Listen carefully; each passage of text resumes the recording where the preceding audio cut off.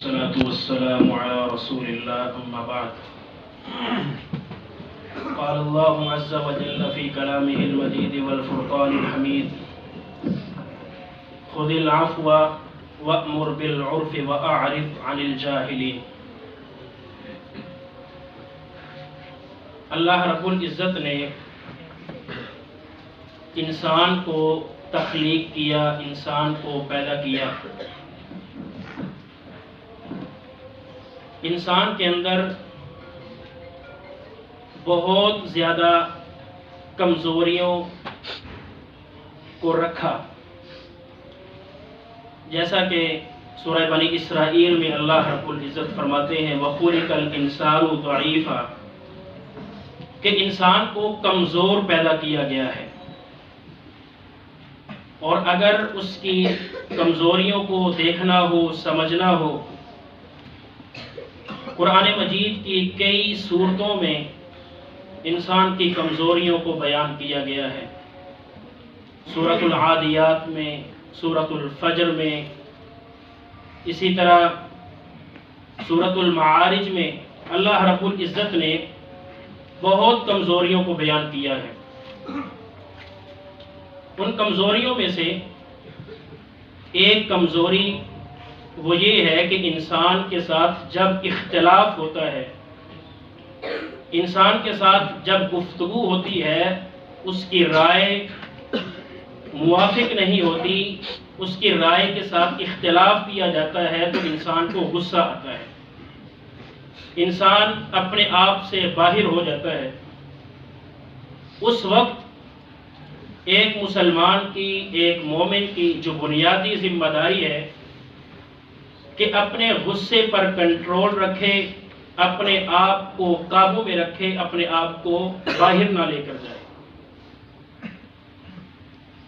صحیح بخاری کے اندر امام بخاری رحمہ اللہ نے 4366 نمبر پر عبداللہ ابن عباس رضی اللہ تعالی عنہ کے طریق سے ایک واقعہ نقل کیا ہے. عبداللہ ابن عباس رضی اللہ تعالی عنہ کہتے ہیں عیینہ بن حصن ایک دفعہ اپنے بھتیجے حر بن قیس کے پاس آئے. حر بن قیس جو تھے، ان کا مقام، ان کا مرتبہ، ان کی عظمت یہ تھی. پہلی بات تو یہ ہے کہ یہ قاری قرآن، قرآن کا علم جاننے والے، قرآن کا علم پڑھنے والے تھے. اور دوسری بات یہ ہے کہ یہ سیدنا عمر ابن خطاب رضی اللہ تعالی عنہ کی خاص کمیٹی کے ایک ممبر تھے، کمیٹی کا ایک حصہ تھے. عمر رضی اللہ تعالی عنہ ان سے مشورہ لیا کرتے تھے، اور یہ عمر رضی اللہ تعالی عنہ کو مشورہ دیا کرتے تھے. عیینہ بن حصن حر بن قیس کے پاس آتے ہیں اور سوال کرتے ہیں اے حر بن قیس، میں آپ سے ایک کام کے سلسلے میں آیا ہوں. آپ قاری قرآن ہیں، عمر رضی اللہ تعالی عنہ کے خاص ممبر ہیں، خاص فرد ہیں.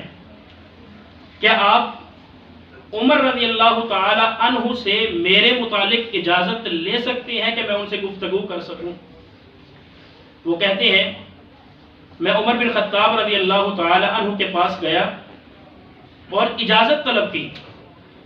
عمر رضی اللہ تعالی عنہ نے ان سے گفتگو کرنے کی اجازت بھی دے دی.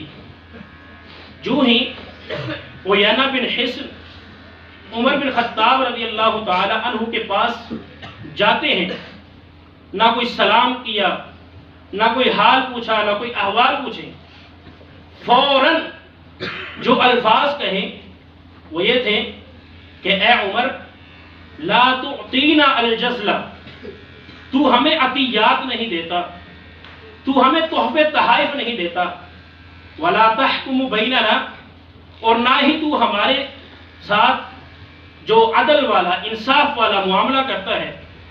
عمر رضی اللہ تعالی عنہ نے جب گفتگو کا انداز سنا، اختلاف اپنی جگہ پہ اور رائے کا اختلاف مختلف ہو جانا اپنی جگہ پہ، نہ سلام پوچھا، نہ سلام کہا، نہ حال احوال پوچھا فوراً اختلاف کرنا شروع کر دیا، اپنی رائے پیش کرنا شروع کر دی۔ عمر رضی اللہ تعالی عنہ وہ کہتے ہیں کہ حر بن قیس کہتے ہیں کہ میں عمر رضی اللہ تعالی عنہ کے ارادے کو سمجھ گیا کہ ممکن ہے کہ عمر رضی اللہ تعالی عنہ کھڑے ہوں اور ان پر برسات شروع کر دیں، ڈنڈوں کی برسات شروع کر دیں، ان کی خاطر تواضع کریں۔ وہ کہتے ہیں کہ میں نے فوراً قرآن مجید کی آیت کو پڑھا، خذ العفو وأمر بالعرف وأعرض عن الجاہلین۔ اے عمر خذ العفو، معافی کو پکڑیے، معافی کے ساتھ چمٹ جائیے، وأمر بالعرف، اور عرف کے ساتھ جو ہے حکم دیجئے، نیکی کے کاموں کا حکم دیجئے، وأعرض عن الجاہلین، یہ نادان لوگ، ناسمجھ لوگ، ان سے آپ اعراض کیجئے۔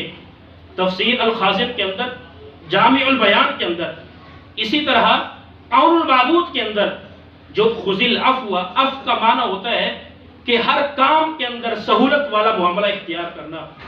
جب آیت سنی حضرت عمر رضی اللہ تعالی عنہ نے خذ العفو وأمر بالعرف وأعرض عن الجاہلین وکان وقافا عند کتاب اللہ، صحیح بخاری کے الفاظ ہیں، وہ عمر رضی اللہ تعالی عنہ صلح حدیبیہ کے موقع پر جب شرائط طے ہو رہی تھی بڑے جذباتی ہو گئے تھے۔ وہ عمر رضی اللہ تعالی عنہ جب نبی صلی اللہ علیہ وسلم نے پابندی لگا دی تھی کہ کوئی بھی شخص یہ مکہ والوں کو نہیں بتائے گا کہ ہم جنگ کی تیاری کر رہے ہیں غزوہ فتح مکہ کے موقع پر، لیکن حاطب بن ابی بلتع نے اپنی جو ہے وہ قرابت داری کی وجہ سے خط لکھ ڈالا۔ عمر رضی اللہ تعالیٰ عنہ کو پتہ چلتا ہے، کہتے ہیں کہ اے اللہ کے رسول صلی اللہ علیہ وسلم مجھے چھوڑیے، اضرب عنقہ، میں اس کی گردن کو ماروں، میں اس کو قتل کر دوں۔ لیکن وہاں پر عمر رضی اللہ تعالیٰ عنہ کو نبی صلی اللہ علیہ وسلم نے سمجھایا، دلائل دیے، کہا کہ یہ جو حاطب بن ابی بلتع ہے یہ بدر کے اندر شامل ہوا ہے، اور بدریوں کے متعلق اللہ کے رسول صلی اللہ علیہ وسلم نے بلکہ اللہ تعالیٰ نے کہا کہ اعملوا ما شئتم قد غفرت لکم، جاؤ میں نے تم کو معاف کیا ہے۔ نبی کی حدیث کو سنا، عمر رضی اللہ تعالیٰ وہاں پر خاموش ہو جاتے ہیں، لیکن قرآن مجید کی آیت کو سنا، خذ العفو وأمر بالعرف وأعرض عن الجاہلین، وہاں پر خاموش ہو گئے ہیں۔ آج کتنی ہی آیات ہمارے سامنے آتی ہیں، کتنے ہی دلائل ہمارے سامنے آتے ہیں، ہم اختلاف ہو جانا ایک فطرتی بات ہے، ایک قانونی بات ہے، لیکن اس اختلاف کو طول دینا، اس اختلاف کو بڑھانا، یہ ایک مسلمان کا شیوا نہیں، یہ ایک ایمان والے کا شیوا نہیں، یہ ایک منافق اور کافر کا شیوا تو ہو سکتا ہے لیکن اہل ایمان کا شیوا نہیں ہو سکتا۔